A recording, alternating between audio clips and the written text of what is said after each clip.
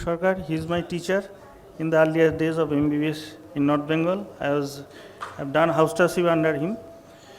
Thank you, sir. So this is the history of JVP.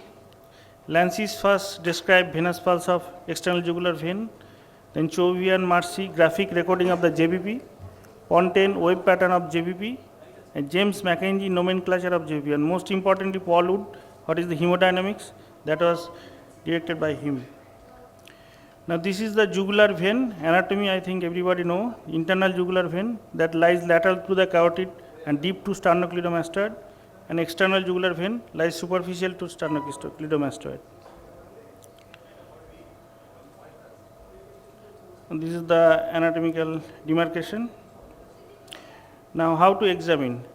Right internal jugular vein is usually assessed for both waveform and estimation of CVP. Internal jugular venous pulsation located between the two heads of sternocleidomastoid muscles are transmitted to the overlying skin. Right internal jugular vein is the direct continuity with the superior vena cava and right atrium. Left internal jugular vein drains into the left innominate vein, which is not in straight line for RA. Right internal jugular vein and innominate vein are not compressed by adjacent structures. These are the advantage. That's why right internal jugular vein is usually chosen for examination of JVP. Now, I have already mentioned why internal jugular vein is preferred over external jugular vein. Anatomically, internal jugular vein are closer to RA. It takes a direct course straight line to SVC and RA, more accurately reflect the dynamics of the right heart. Transmission of RA pulsation prevented by prominent valves at the proximal external jugular vein. That's why external jugular vein is not chosen. Other structures of the neck and upper thorax can cause extrinsic compression of the external jugular vein. And more importantly, sympathetic activity as seen in CCF can cause vasoconstriction of external jugular vein and pulsation may not be visible.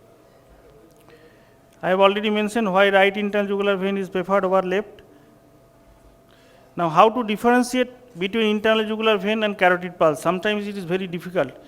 The venous pulsation, superficial and lateral to the neck, artery usually deeper and medial in the neck. Venous is better felt and better seen. Arterial is better felt. Venous has two peaks and two tracts, and artery has single upstroke only. Descent more obvious than crests. Upstroke is brisker in arterial pulse. Digital compression abolishes the venous pulse. Digital compression has no effect on arterial pulse. Jugular venous pressure falls during inspiration. There is no change of arterial pulses with inspiration. Abdominal compression elevates jugular venous pressure. Abdominal compression has no effect on carotid pulse. Mean jugular venous pressure falls during standing, and carotid has no effect on standing. Now, what will be the position of the patient?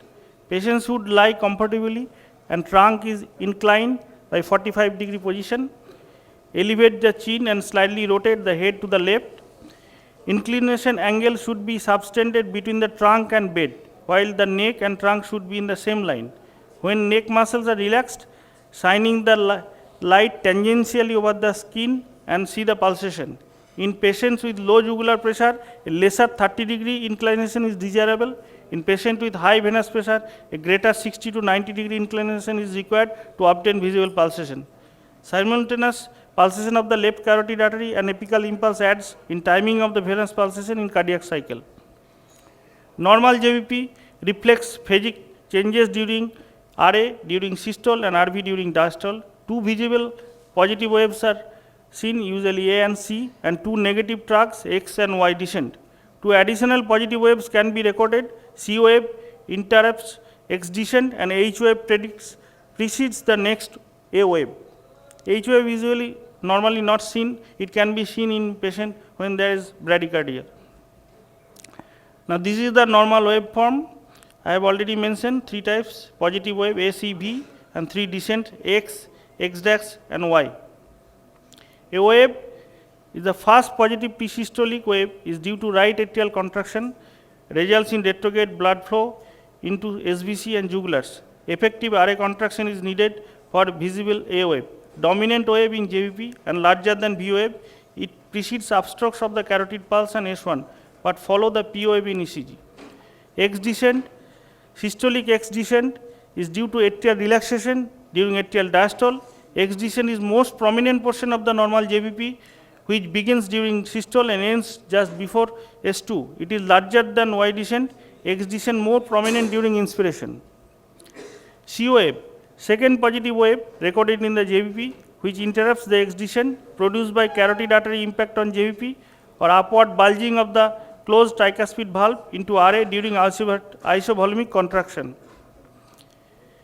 X dash descent is a systolic track after C wave due to fall of right atrial pressure during RV systole, downward pulling of the tricuspid valve by RV contraction causes X dash descent, and descent of the floor of the RA occurs during contraction of RV.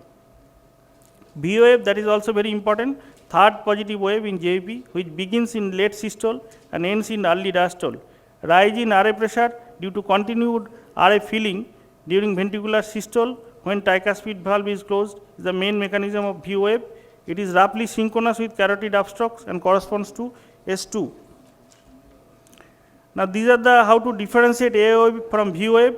A wave, it is because of active contractile wave. V wave, this is passive filling wave. A wave timing pre-systolic, V wave end systolic.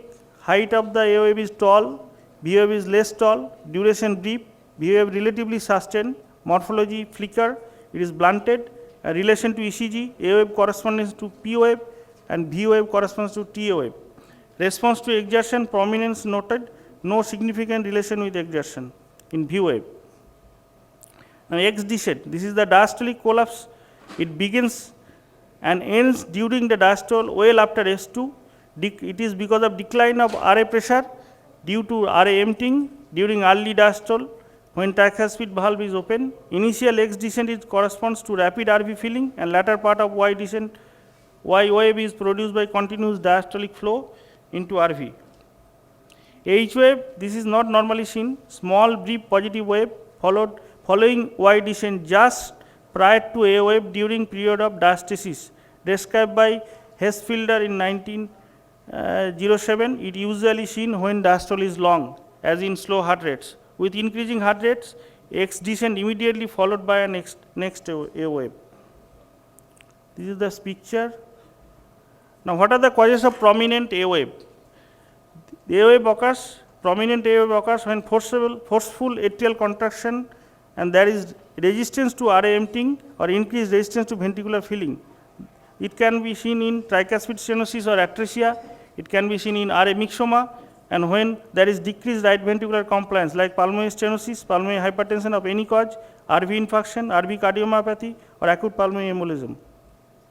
Cannon wave, when RA contracts against closed tricuspid valve during RV systole, that is called systolic cannon wave. Venous Corrigan by Paul Wood, it is called venous Corrigan by Paul Wood. A regular cannon wave seen in junctional rhythm, VT with 1:1 retrograde conduction and isorhythmic AV dissociation. Irregular cannon wave seen in complete heart block, classic AV dissociation, and ventricular pacing or ventricular ectopics.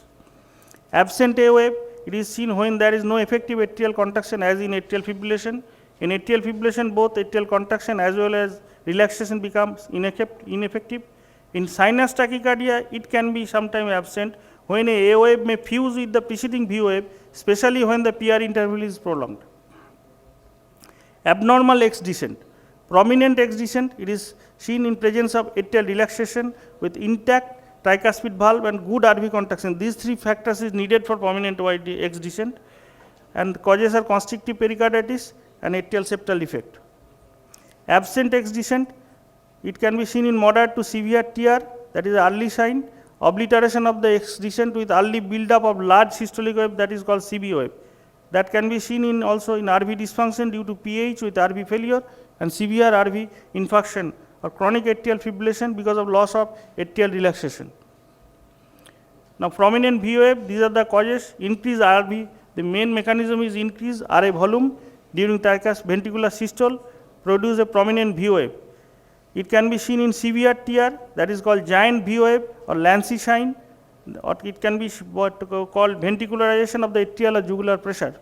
Giant V wave sometimes causes a systolic movement of the earlobe, head bobbing with each systole, systolic pulsation of the liver, pulsatile exophthalmos, and pistol shot sounds over internal jugular vein. Prominent V wave is seen in tricuspid regurgitation. It can be seen also in ASD with mitral regurgitation, VSD with LV to RA shunt, that is called Garbody defect, severe congestive heart failure, cor pulmonale, and atrial fibrillation. Rapid Y descent, these are the cause, severe TR, it can be seen in constrictive pericarditis, that is called Friedreich signs, early rapid ventricular failing, PH with RV dysfunction, severe RV failure, ASD with mitral regurgitation, and severe RV infarction. Slow Y descent, this is seen when RA emptying and RV filling are impaired. X descent is slow and gradual, that is seen is usually in tricuspid stenosis, right atrial myxoma, or it can be seen in pericardial tamponade. X descent may even be absent in pericardial tamponade. Now, what are the differential diagnosis of double descents? That means most prominent X and Y descents. That is seen in constrictive pericarditis, RV infarction with mild RV dysfunction, PAH with early RV discompensation. DD of single descent, X descent prominent only in cardiac tamponade, Y descent only in severe TR with RV dysfunction, chronic AF with CCF, and endomyocardial fibrosis with TR. These are the picture of tricuspid regurgitation, constrictive pericarditis, atrial fibrillation, first degree AV block, tricuspid stenosis, atrial septal defect, and complete AV block when large cannonoma is seen.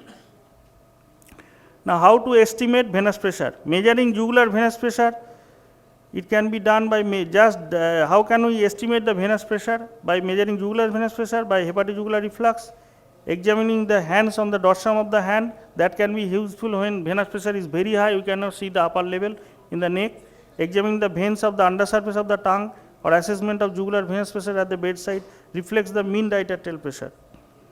Measurement of JP, sternal angle or angle of Lewis is a surface anatomical mark, referred point used for JP measurement. It is found approximately 5 cm above the center of right atrium. Distance between sternal angle and center of the right atrium remains relatively constant regardless of the position of the thorax, though this has been debated by CT finding. It sometimes may be vary in CT in various conditions, especially when there is chest deformity or severe emphysema.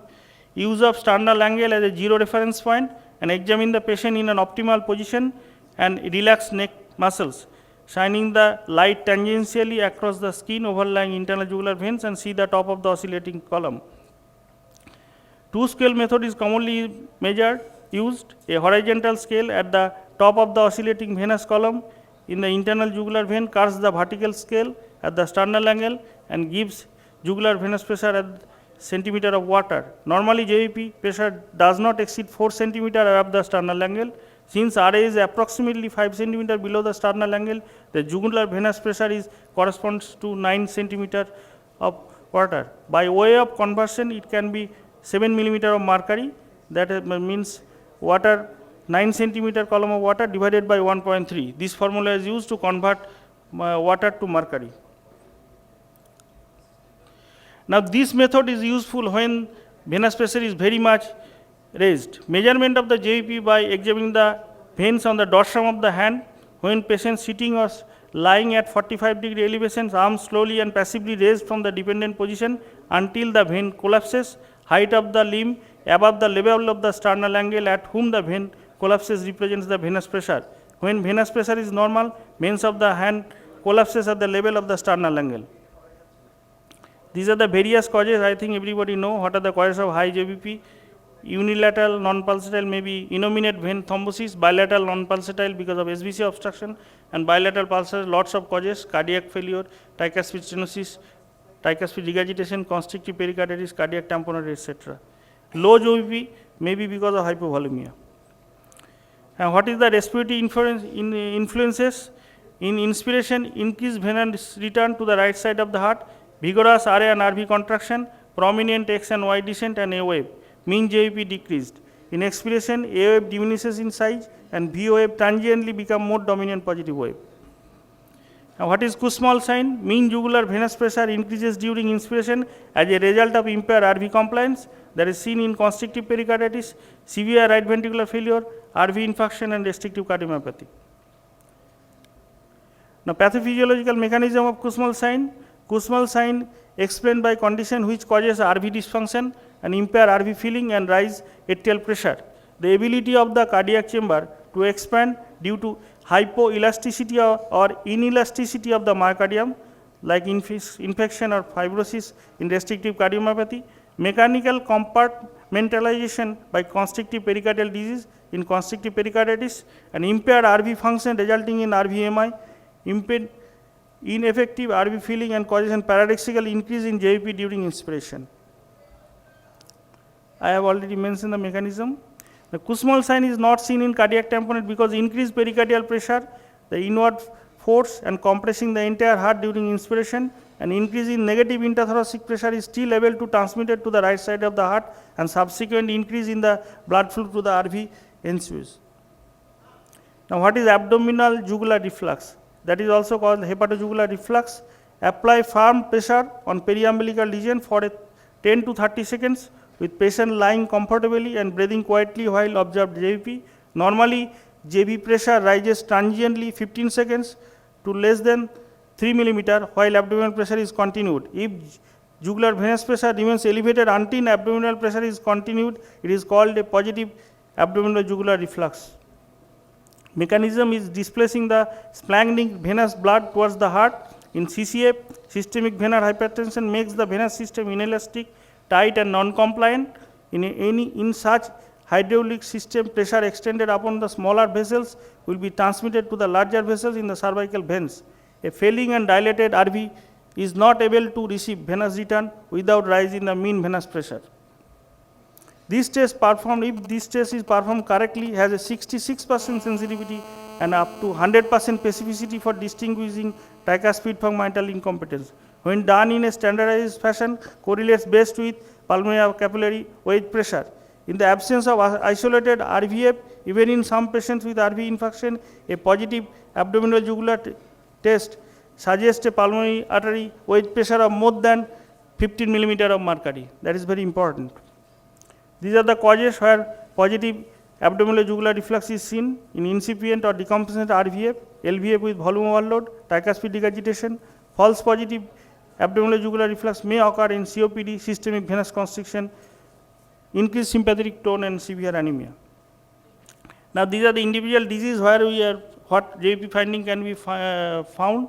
In cardiac tamponade, JVP is usually elevated, A wave never prominent, V and X wave are normal, Y descent is diminished or absent, Kussmaul sign usually negative.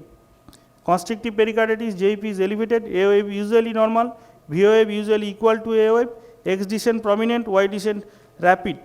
Kussmaul sign is usually positive. JVP, the differentiating point between cardiac tamponade and constrictive pericarditis, usually by Y descent. In cardiac tamponade, Y descent either diminished or absent. In constrictive pericarditis, it is rapid. Endomyocardial fibrosis, JVP is usually elevated, A wave is prominent, V wave is prominent due to TR, X descent is obliterated due to TR, and rapid Y descent due to TR. Kussmaul sign usually negative. Primary pulmonary arterial hypertension, JVP may be elevated, A wave is prominent and larger than V wave, X and Y descent seen and equal. JVP in decompensated, JVP is always elevated and A and V wave is prominent. JVP in ASD, usually normal and equal, and A and V wave, X descent is more prominent.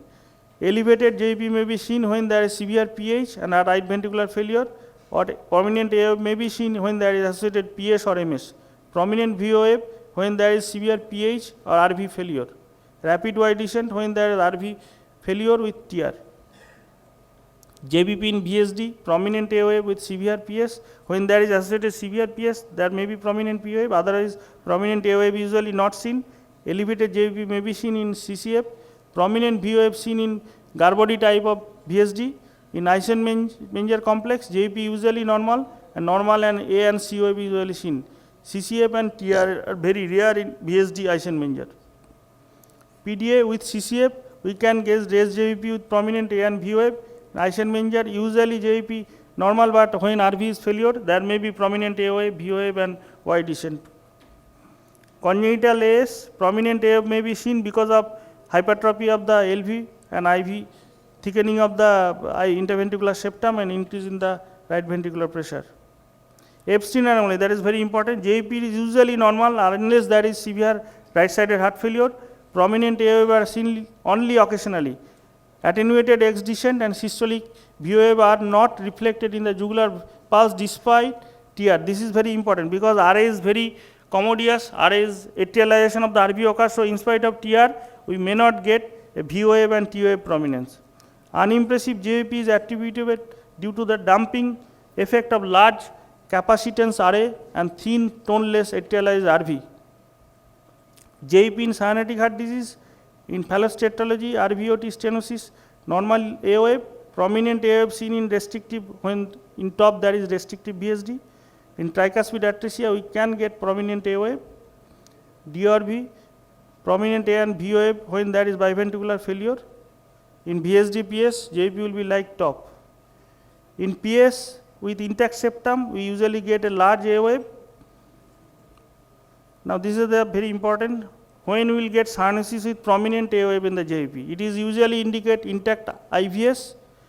It is seen usually in severe PS with intact IVS and right to left shunt. It can be seen in tricuspid atresia, TAPVC with restrictive ASD, Eisenmenger syndrome with PDA, and PPH with right to left shunt via PFO. Now, cyanosis with elevated JVP. Elevated JVP in a cyanotic congenital heart disease usually indicate intact IVS or increased pulmonary blood flow or both. Common in TGA and TAPVC with increased pulmonary vascular resistance, severe PS with intact IVS and right to left shunt, tricuspid atresia with restrictive ASD, Eisenmenger syndrome with ASD PDA, JVP may be elevated, PPH with RVF with right to left shunt through PFO, and adult top with failure. Now, what are the conditions when we will get cyanosis with a normal JVP? It usually indicates cyanotic CSD with VSD and reduced peripulmonary blood flow. That is seen in tetralogy of Fallot, top-like physiology, VSD with left to right to left shunt, and pulmonary AV fistula. Now, what are the take-home message? So, oscillating top of the distended proximal portion of the internal jugular vein usually seen look for measurement of JVP, represent volumetric changes with that faithfully reflect the pressure changes in the right side of the heart, useful in differentiation of different forms of heart and lung disease, classically 3 upward reflection and 2 downward reflection, pulsation and pressure waves in jugular vein that reflects right atrial pressure during systole and right ventricular filling pressure during diastole. Evaluation of JVP offers a window into the right heart, providing critical information regarding its hemodynamics. Thank you.